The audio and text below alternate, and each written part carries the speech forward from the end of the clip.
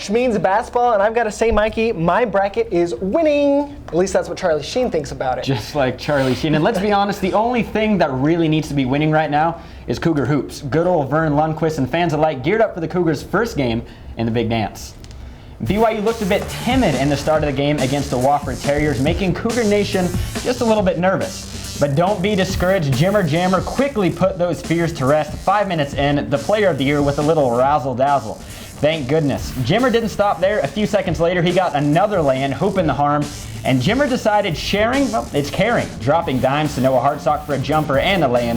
Fredette finished off the first half by making it rain inside the Pepsi Center. BYU went to the locker room up by 4. Foul trouble seemed like it would put the Cougars in a bind in the second half, but BYU finished strong either with Jimmer's fadeaway or a Magnuson 3 from distance. Where the heck did those come from? But BYU takes the win. Final score 74-66. Go Cougars. Jimmer Fredette continues to break opponents' ankles and old BYU records. With his 32 points against Wofford, he now takes the third place position for most points in an NCAA tournament game. Fredette also tied himself for second place with the most free throws made. And along the way, he became one of only 19 players ever to get 1,000 points in a season. He sits at 1,002. In honor of Jimmer, we're going to show you 52 points. Yes, all 52 of them that Jimmer scored against New Mexico in the Mountain West Conference Tournament. And this building is electric.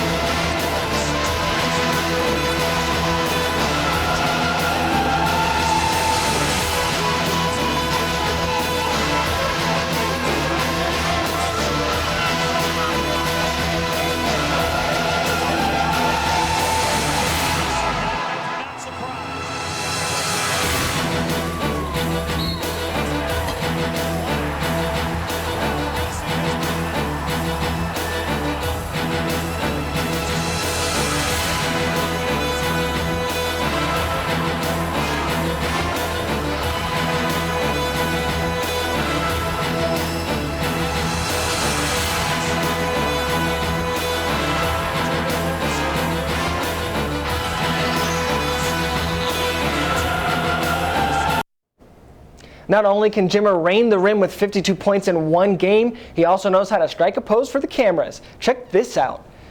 That's right, that's our Jimmer jumping right onto the cover of Sports Illustrated. He's one of 5 college basketball stars featured on regional SI magazines this week. Well, let's hope the SI curse doesn't come true, I'll tell you. A few of BYU's science students decided to create a new element in the periodic table to celebrate Jimmer Fredette's success. They call it Jimmeranium, an element that is just as powerful as Jimmer's three-pointer skills. Physics students use carbon nanotubes to grow an image of Jimmer on a small piece of silicone. They begin by taking a picture of Jimmer and make a pattern for the nanotubes to replicate. This image only took 3 minutes to grow and measures about 0.5 millimeter wide. The basketball in the image is about the width of 2 human hairs. We like to do things that shows just the general public how cool and influential science can be to being able to make things happen and do cool, exciting projects. Jimmeranium creators hope that the element will help bring BYU another victory tomorrow in the tournament. And it's not rocket science why head coach Dave Rose is up for the prestigious 2011 Naismith Coach of the Year award. Rose led the Cougars to a 30-4 record and boasts a number 3 seed in the NCAA tournament. Rose's fellow nominees include coaches from Notre Dame, Ohio State, and fellow Mountain West Conference coach Steve Fisher from San Diego State. When CoogTube returns, we're talking basketball in Denver. Elevation effects. BYU's used to it, but what impact does the Mile High City have on other teams? What we found out just might surprise you. And the next step. The Cougars took it to the Terriers last night, but what's it going to take tomorrow for BYU to advance to the next level? We'll be right back. It is an overcast and windy day here as we take a look at downtown Denver. In front of me is Invesco Field, but behind me is where all the action is. And Cougar fans have been out in full force to take on this second round of the NCAA tournament and watch the mythical creature that is Jimmer Fredette. Whether they came by train or by foot, college basketball fans arrived, tickets in hand, to the Pepsi Center for the chance to cheer their team on the road to the Final Four. It's been building all year. It's Jimmer time all year long. Jimmer Mania swept into Denver yesterday for BYU's second round matchup against Wofford, and apparently one of its side effects is the overwhelming urge to skip class. Econ 110. Econ 110. Their reason? We're going to learn a lot more here than we would there. There wasn't even a hard choice. No. Professors across the country might want to be on the lookout for a sudden decrease in attendance, because as long as teams keep winning, students will keep ditching. If anyone out there wants to give us tickets and like plane tickets and all that for New Orleans, we will be there. So that's just anybody, please, please. We love you. I don't know you. I love you though. Those guys were way fun. I can just feel the love emanating from them. The Mile High City has caused some problems for some of the teams that have played here over the last day. CoogTube reporter Lauren Frankham put her endurance to the test and got to the bottom of what it takes to be up so high. BYU is used to playing in high altitudes coming from Provo with an elevation of about 4,500 feet. But for teams like Wofford and St. John's, Denver puts them at a whole new level. Known as the Mile High City, Denver is 5,280 feet above sea level and one of the highest cities in the United States. So how does this affect the players? To explain it, I went to the home of the Denver Broncos to put my own endurance to the test. The game of basketball uses 3 types of endurances: speed, anaerobic, and aerobic. Aerobic is only 10% of basketball, but it's the one primarily affected by high altitudes. This won't have much of an effect upon the other 2 systems, but it will have an effect upon how fast you can recover. So that could be the negative effect. After 3,000 feet, for every 1,000 feet in elevation, the maximum ability to use oxygen decreases about 3%. Dr. Olson says even for a team like Gonzaga in Spokane, Washington, the 6% decrease could slightly slow them down. The teams coming from the NCAA tournament only had 2 days to get used to the altitude change. Some athletes wait a week to assimilate to the high elevation before intense workouts. Wofford came from just 800 feet above sea level, but they're not making any excuses for their loss. I'm not going to say that I didn't feel myself a little winded because of the elevation, but at the same time, I caught my second win, as did the rest of my teammates. In fact, BYU stretched the lead to 14 in the second half before Wofford caught that second wind with less than 3 minutes to go. Maybe for some it just takes a little willpower to overcome science. Didn't bother me at all. I'm pretty sure the high elevation didn't seem to bother me either. From Mile High Denver, I'm Lauren Frankham, CoogTube. Thanks, Lauren. We'll see if Gonzaga will have accumulated enough red blood cells come tomorrow's game.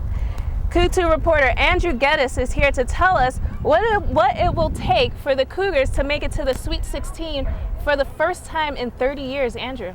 Well, if BYU is going to pull this off, it looks like Gonzaga will probably have to get Jimmered.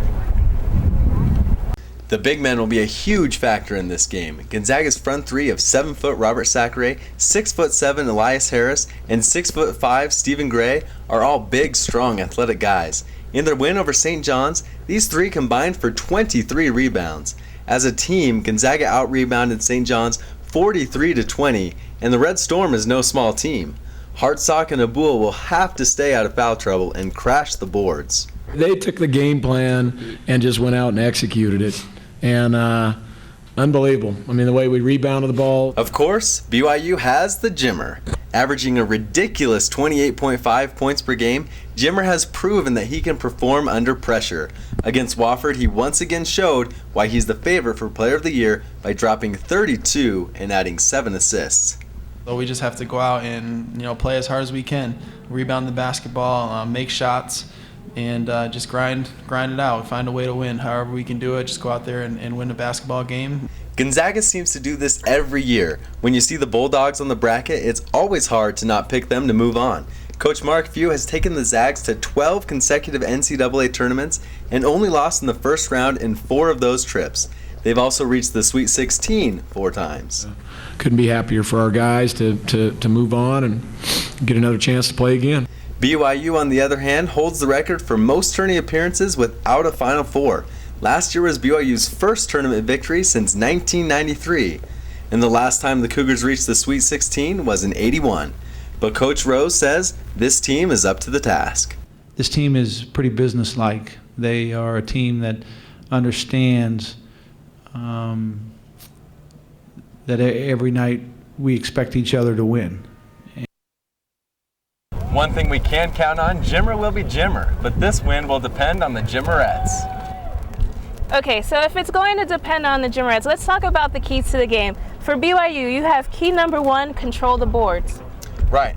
It looks like this is going to be a big physical game inside the paint. And if BYU can't control the boards, it's going to be a long night for the Cougars. Key number 2 you have is that BYU has to force Gonzaga to shoot. Right, Gonzaga doesn't shoot a lot of threes, and they only make about 36%. So if BYU can keep them out on the perimeter and force them to shoot, it'll go well for the Cougars on defense. All right, key number 3 from BYU, you said that Jimmer is going to need plenty of help. That's right, Jimmer can't do this all by himself. And if BYU wants to win this thing, Jackson is 9-0 when he scores more than 15 points. And when 4 players on the team score in double digits, BYU is 13-0. So if the supporting cast helps out, this could be a win for the Cougars. Okay, so now let's talk about Gonzaga. And one of the keys that you have for Gonzaga is that they're going to have to force Jimmer to pass the ball. Right, Gonzaga just needs to accept the fact that Jimmer, he's going to score his points. But if the rest of the team isn't shooting well, Gonzaga will easily get this win. In the 4 losses that BYU has, the rest of the team only shot about 39% from the floor. Okay, key number 2 for Gonzaga is their ability to be able to own the glass. Right, if Gonzaga can control the boards, they've got the big 7-footer Robert Sacre, and if he can be a beast on the glass and get a lot of those offensive putbacks, it's going to be really tough for BYU to overcome that. Okay, 3rd and final key for Gonzaga, break the zone, drain the 3. Right, BYU plays a lot of 2-3 zone, and since they've been playing smaller, they've had to double down on the post player. If the post player can find the guy, the open man out in the arc, and Gonzaga's making those threes, Gonzaga could easily get the win. Okay, well, hopefully all those keys really do come into BYU's favor tomorrow. It's going to be an awesome matchup, I'm sure. Thanks, Andrew, for that. And I'll be back later on in the show as we're talking about BYU right now, but next I'll be talking about the future of BYU as they get ready to start a new year in a new conference. But in the meantime, back to you guys in the studio. Thanks, Akia. We're looking forward to that. It's going to be interesting to see how this first matchup is the West Coast Conference foe, Gonzaga. Let's see how things go. And when CoogTube returns, facing the future, find out what the West Coast Conference Commissioner says BYU will face when joining the conference. And spring practice. How's BYU football gearing up for independence? You'll find out when CoogTube returns. When BYU officials made the announcement in September the football team would be going independent, basketball fans rejoiced they would be joining the West Coast Conference. CoogTube reporter Lakia Holmes spent some time with the WCC commissioner, Jamie Zaninovich, and got his impressions on the future of the expanded league. Okay, Commissioner, thank you once again for joining us. People were celebrating, people were kind of cheering the fact that the reign in the Mountain West Conference is over and now joining the WCC. What has it been like? What is some of the feedback that you've heard from WCC fans about BYU's addition? I think the feedback has been similar from our membership. I mean, everyone's really excited to welcome the Cougars into the WCC membership, and it seems like it's been forever since the announcement was made that they'd enter. And I think people are just very eager to have them on the fields and the courts of play and to get started competing. Now, talk about, let's say Saturday, there is a Gonzaga-BYU matchup. That's going to be a really good preview into what we can expect to see come the end of this year. How does that feel for you? Talk about what that means to you and how much excitement that brings. Well, we were hoping that the first rivalry game between BYU and Gonzaga in men's basketball would happen in the context of our conference season. But obviously, we all hope that will happen instead here in the NCAA tournament. But that's just the way it goes. The NCAA bracketing and seeding process is very complex, and I'm sure nobody even thought that might be an eventuality. But if they end up playing against each other, it'll be certainly a great preview for what we think will be a great rivalry to come in the West Coast Conference. All right, thanks, Commissioner. Thanks, really Kia. appreciate it. Good to see you. Thanks.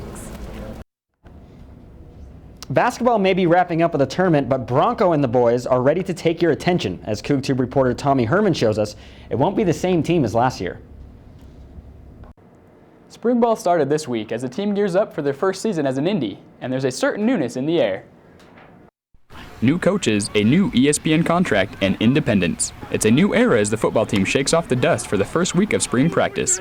And they're ready to roll. One thing that I noticed about our team is they're pretty willing. They want to be great. Quarterback Jake Heaps displayed that greatness this week. There's no quarterback controversy this year as Bronco Mendenhall named Heaps the starter after lighting up practice on Monday. For fans, spring practice is an appetizer for the upcoming season, but with tough early games against Ole Miss, Texas, and Utah, this warm-up is critical for the Cougars. Spring ball is crucial. It's not the determining factor of whether you're going to have a great season or not, but it's where you start your mentality. That mentality will be key as the Cougars look to build on the momentum of last season. Adjustments must be made as two new coaches and others in new roles take to the field.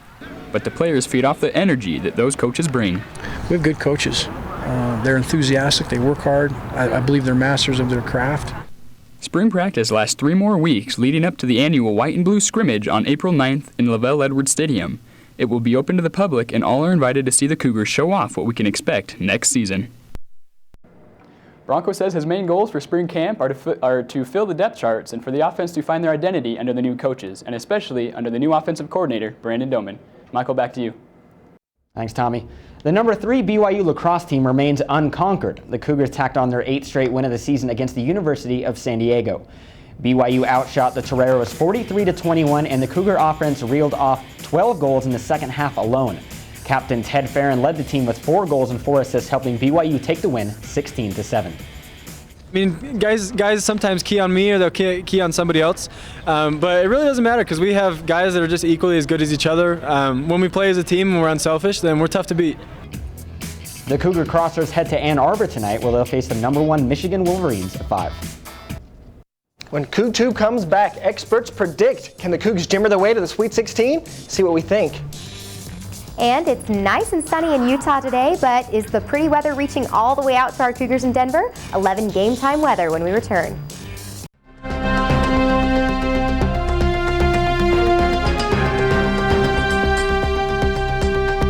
Well, I'm gonna go celebrate. I'm gonna buy some new flip-flops today. Are you celebrating the Cougar win last night? Nope, I'm celebrating the sunshine. Look outside, it's gorgeous. I know, it is gorgeous out there. I got to play a nice pickup basketball game this morning. Did you and win? For the first time, yes, I did. And for the first time in what seems like a long time, I wasn't freezing. If we look outside right now on BYU campus, we can see that it is just beautiful out there. No trouble seeing the Y today all the way out there on the mountain because of those beautiful clear skies, but it is a little bit cooler than you might expect. The temperatures right now are 43 degrees, but because of the high humidity at 59% and the wind speeds ranging anywhere from 21 to 30 miles per hour, it's going to feel a lot colder than that. But no worries, it is going to warm up a little bit tonight, and the skies are going to stay nice and clear with just a few clouds. Humidity is going to stay up a little bit though, and wind speeds, so it is still going to feel a little bit colder than that. But where are these winds coming from? Well, if we look across the nation, we can see that there is a storm system over here that's going to hit mainly California, Oregon, Washington, but a chunk of that storm is going to hit Utah, and the heaviest effects we're going to see tomorrow with some pretty high winds in northern Utah and more western Utah. And there's also another storm system over here, as you can see, on right over Colorado. But don't worry, Cougar fans and faithful Cougars out there in Denver, it should clear up by this afternoon, so our Cougars are going to see nice clear skies for the game day forecast tomorrow. And the temperatures are going to be nice. It's going to be 60 degrees, humidity not too bad, 24%, and wind speeds at 13 miles per hour, so not too bad out there. And if we take a look at the 5-day forecast across Utah, we can see it's nice and sunny today. Clouds are coming in over the weekend, but don't worry, the sun will come right back out on Tuesday. Brian and Mikey, back to you. All right, thanks. And I've repented, lay off me. I know what I did last week. I chose the Lobos over the Cougars. And hey, at least I was original. Haley, Brian, and the reporters all picked the same outcome, a BYU win over New Mexico. And I couldn't disagree with San Diego State beating UNLV at their own home. This week, I feel it. I'm going 2 for 2. Haley and I are subbing in for Nicole and Courtney. It looks like once again I'm playing devil's advocate by choosing the Zags of Spokane over BYU. And no surprise here, everyone thinks K-State is going to rock the Badgers world in the second round play, except for me. I'm taking the Badgers, baby. I love the Cheeseheads. Give it up. You're on. I think BYU can win, but Gonzaga's won 10 straight with an average of 17 points. So they're kind of hot. I am Cougar faithful all the way. I have them going in my bracket all the way to the top 4. Who all do you have them playing? I don't know. I'm not sure. Not sure. For me, you know what? I'm from Spokane. They're my hometown team. It's going to be a heartbreaker either way, but I've seen Gonzaga in the Sweet 16. I have not seen BYU there, and I think it's time. Just wear blue, Tommy. There you go. Either way, it'll be good. As far as K-State and Wisconsin, Kansas State has won 7 of their last 8, including wins over then #1 Kansas and Texas. So it's hard to bet against Frank Martin because he's the most terrifying man in college sports. So I have to agree with that. So I really. But to you, what are the keys, real quick, for BYU tomorrow? BYU's got to rebound. They have to find some way to make their shots because they have nothing interior about See if they can do it. That's CoogTube for Friday, March 18th. Thanks for watching. Have a great afternoon. Go Cougars.